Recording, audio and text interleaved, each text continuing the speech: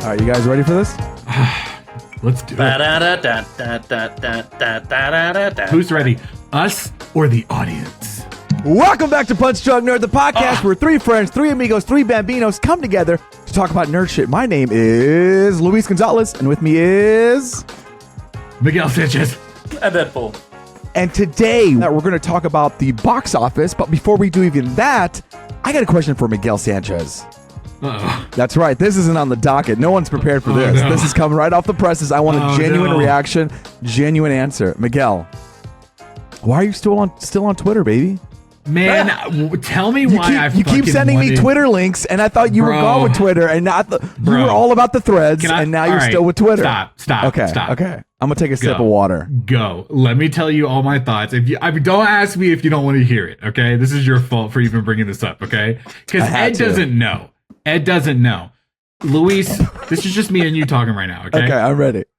I joined Twitter I'm gonna all go the get way a pen. back. Ed, if you leave this conversation, you're not on the podcast anymore. Welcome back to Punch Drunk Nerd, where two nerds, two friends, two bambinos talk about nerd shit. We have a new opening. Ed just left.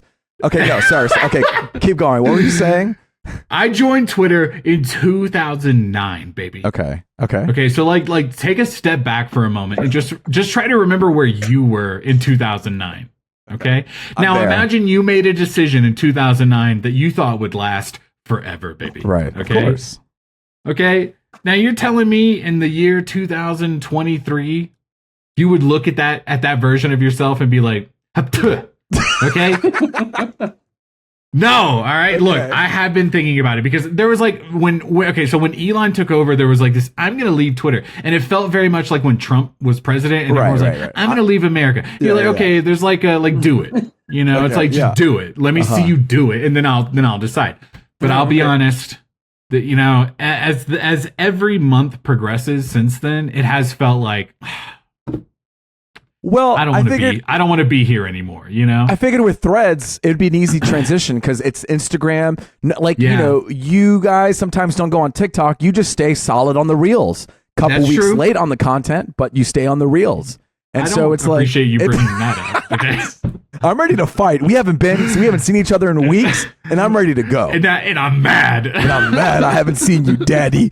So I guess you're still on Twitter. You're not getting Threads a chance. Let me put a button on it. Let me just say this. Okay, we'll button it. Okay. Nice. I am very much ready. Like you're ready. I think it's time because every time I get on Twitter, it's just like I'm more and more let down. This whole X nonsense is blowing my mind.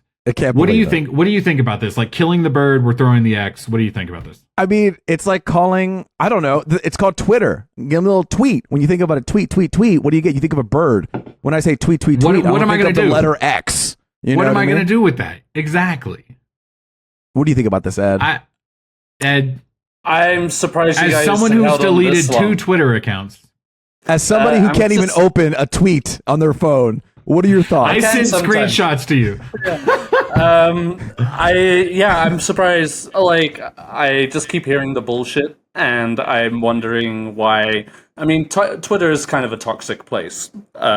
Social media is kind of a toxic environment by its very nature. And don't forget to follow us at Punch Drunk Nerd, where we got a lot of followers. But yeah, so I don't care, but I am surprised that you guys have held on as long as you have. I'll say this. Listen, when Threads is, it almost has me. When Threads gets like a trending topic board going, oh, that's what it is, the trending topic. Because I hop on Twitter every morning Reddit. Because Ed, baby, you're not getting your news from Reddit. Yeah, I do too. And I stay up to date. Who knew about the Titanic? I don't go on Twitter. I go to Reddit. Oh yeah, you're right. I didn't hear about the Titanic though. You're right. Come on, Luis, you're feeding into that one, which is like, come on. Yeah. Okay. No, I hop on Twitter because I feel like Twitter is like where the news is at instantaneously. Did you guys know that Sinead O'Connor died today? Yahoo? I did because of Instagram. Okay. And I got, Instagram. All right. Instagram. Fair enough.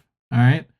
But I saw that shit on Twitter. Okay. Okay. And so, listen, there's a part of me that's still I'm still connected, but I'm on my way out, and I know that's what the internet wants to hear. You need Threads to be having the same trending feature as Exter, and then you'll be good. Okay, cool. As Exter, let's go. Let's go. All right, let's get back into the news. Ed, I'm gonna throw it to Ed here. He's gonna give us our box office update.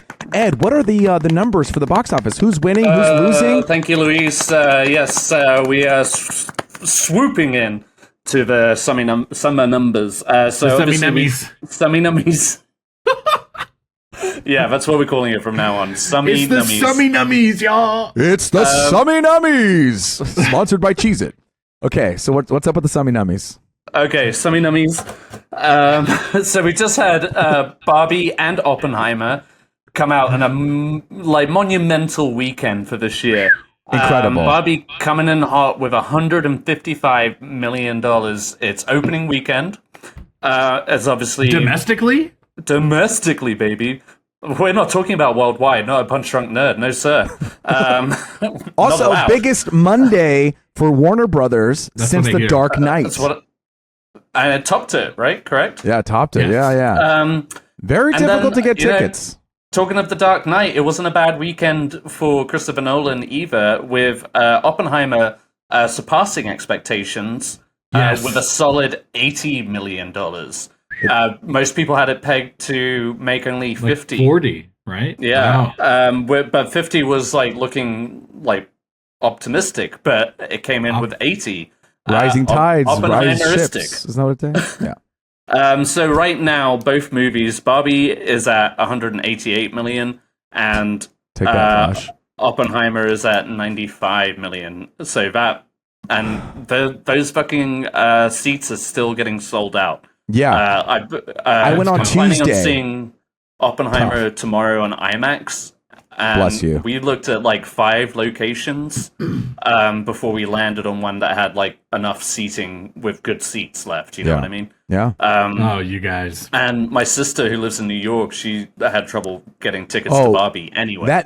Barbie. Yeah, but New York is well, there were technical difficulties for Oppenheimer. We can get to that later. But New York is one of the biggest IMAX screenings here. LA, there are 2 of them packed. I mean, day opening, trying to get in there. Couldn't get in there. I had to watch it on Monday. That's wild. Oh yeah, I bet you had a good crowd. Well, yeah, it was. Oh, are you kidding me? It was full. Yeah, it was great. Okay. Yeah. What a wonderful crowd it was. Can I ask you guys this, Luis? This is more so a you question because you live in LA. Ed, do you see this? Yeah. It's the shirt, baby. What's up? Do you see people taking pictures of the title card during the movie, with their flash on? Do you guys see that? Oh, interesting. I don't know. Not with the flash on. I've been seeing it on the internet. No, no. Barbie, any movie. I've been reading that's a common trend that happens now. Not so clapping for the AMC ad, but also taking a picture of the title card to show people that you're watching the movie. I'm here. Yeah. No, I think it's surprisingly the LA crowd that I go to. I feel like there's a lot of cinephiles that go. Oh, it's a chill crowd. They're like, we're here for the movie. Okay, they're giving it respect. I rarely see people on their phones, to be honest, at a movie. I definitely experienced that at Asteroid City. Good crowd for that. Girl sitting a couple of seats over. She was pulling up her camera, waiting for that title card, like you were saying, Miguel. Yeah. Did you smack it out of her hand? I wanted to, but she was out of reach. Good for her. Thank God she was away from you. Yeah. Anyway, we were talking about Summy-nummies. Yeah, Summy-nummies. Sorry. So I'm going to go through a quick ranking. I'm not going to say how much each movie is made, but right now, the current standing 1 through 13. At number 1, Spider-Man Across the Spider-Verse, Guardians of the Galaxy Volume 3, Damn. The Little Mermaid, Indiana Jones and the Dial of Destiny, Barbie at number 5. Okay, it just opened. Yeah. That's good. I'm saying that's a good thing. You stupid bitch. And I actually have updated numbers. Okay. Oh, Barbie actually should be ahead of Indiana Jones. Yeah, that's my bad. Okay. Oh, okay. Okay. Sorry, everyone. Yes. At the time of this recording. At the time of this recording. That's right. And number Wednesday. 4, yes, is Barbie. Number 5 is Indiana Jones and the Dial of Destiny. Number 6, Transformers: Rise of the Beasts. 7, Fast X. 8, Elemental. 9, we'll shut up until I'm finished. Sorry. At number 9, Mission Impossible: Dead Reckoning Part 1. Number 10, The Flash. 11 is Oppenheimer. Number 12, Insidious. And 13, Asteroid City. Wow. Okay, I have to say this too, because we're obviously holding a summer movie wager. We've all tried to guess what the top 10 movies are. So as we get closer and closer to the end of the summer, now I've started to input some of the numbers. Okay, I've started to put who's in the lead, who's not in the lead. So that's why I knew the numbers. I knew who was ahead. But the funny thing is, Ed, is yes, these are the movies we picked. But number 9 really isn't Mission Impossible. It's a movie none of us thought was going to be number 9. It's a Christian movie called Sound of Freedom. So truly, number 9 is Sound of Freedom. Number 10 is Mission Impossible: Dead Reckoning, and number 11, The Flash. Not even in the top 10? So all three of us have the top 10. Has The Flash in the top 10? Not truly in the top 10. No, flex that muscle real quick. Show Luis. What's up? I was itching. Tell him, no, go fuck yourself. No, well, of course, as we all know, I've only listed the movies that we each had in our rankings. Truthful. Fuck the Sound of Freedom. Listen, I'm going by the rules here. Like. Sound of Freedom is number 9, and that does cancel out. I'm going to say that Flash is canceled out of the top 10. That blows my mind. By the end of this weekend, Oppenheimer will have easily overtaken it. So maybe even Insidious. You never know. But I will say, Oppenheimer, for you throwing Barbie and like in midst conversation, Luis was like, "No, Barbie's even higher than that." Yeah. I did kind of expect Oppenheimer to be like 6 or 7. It blows my mind that it's not top 10. It will creep forward. We're talking about. So the Flash ended its. It's done. It's done. Yeah. It ended at 107. Which is the lowest on the spectrum of 100 mil. I don't think it's going to hit the Elemental. Elemental. I spend 107 at Chili's, baby. Let's go. Elemental, which opened to less than half of what The Flash did, has creeped ahead of it. So Mission Impossible, I think, will overtake Elemental also. And Sound of Freedom. We got to push Sound of Freedom out of there. You know what I mean? We need. Well, yeah, but it's also just not a movie that any of us picked, Luis. So I don't know. But it still counts, Ed. It's still. I said top 10, not the top 10 movies we picked. Well, that's all I'm keeping track of. Okay, but hold on. What if we didn't? What if Mission Impossible wasn't in on any of our list? Or what if, for example, Teenage Mutant Ninja Turtles? Yes. That is not on your list. On some universe, it may not have been on my list or Miguel's list. Movie, and we would have to count it as part of the top 10 if it did creep in, and none of us picked Teenage Mutant Ninja Turtles.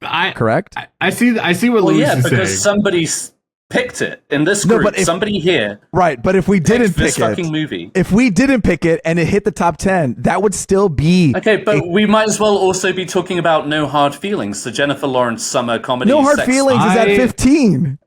I love that we haven't. Where are you reading this from? Box Office Mojo, baby. I'm gonna bitch, come back to the summer. Take your breath. Box office document that we have in our Google Drive. I love that we have not been together for like 2 or 3 weeks now, and we immediately start. And this fighting.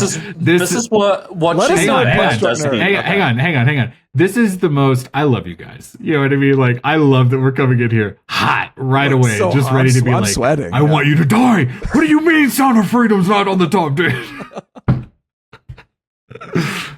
But it's not. And you just sent me a link to Box Office Mojo as if I haven't been checking it every other day. As if his phone could even open Box Office Mojo. But why How dare you? I mean, we're talking about a bullshit propaganda film. Absolutely, but it's still the number. It's still legit, not because people are actually going to see it. That's true, but you know what? I gotta take this to the Punch Drunk Nerd court. Maybe Miguel's gonna have to be our tiebreaker. You are no. But what are we talking about? It's not. No, none of us picked it. That's why we are not talking about it. I know, but theoretically, okay. Just because we didn't pick it doesn't mean it doesn't exist or live in the top 10. What are you, fucking Oppenheimer? Theory alone? Like... Okay. Let us know at Punch Drunk Nerd if Sound of Freedom should be counted in the top 10. Okay, great. I mean, because yes, it's got the money, but we didn't pick it, Luis. I know, but just because we didn't pick it doesn't mean that it's not part of the top 10. Then we might as well be keeping track of every movie that came out this summer. Yes, though, Ed. Yes, that's what we are keeping track. We are keeping track exclusively of the movies that we nominated for. So if I picked Book Club 2 as 1 through 10, then you would see it listed in our document. That is how we've played this whole summer. And now you're throwing in movies that I didn't expect Sound of Freedom to come out here and change our world here. Okay, you know what? Let's take a breather. Let's take a breather. Hopefully, Sound of Freedom goes down under 10, and we don't have to fight in divorce. I've been thinking about merch recently, and I want to ask the audience. Okay, about merch. Merch, yeah. No, I kind of want to put "I'm crying in this Chili's right now" like on a hat. You know what I mean? Yeah. But now I want to throw Summy Nummies on a shirt. You know what I mean? Like Summy Nummies, yeah. So what I would like to do is maybe like throughout this episode, while we're thinking about it, just start collecting some of our isms that we can throw on merch, and we'll do like a last 2 minutes of the episode. What do you want to see on a shirt? Okay, perfect. So start thinking about it. Okay. Summy Nummies. I'm crying in this Chili's right now. Just whatever you think of, okay? Perfect. And until next time, cousin. Death becomes me.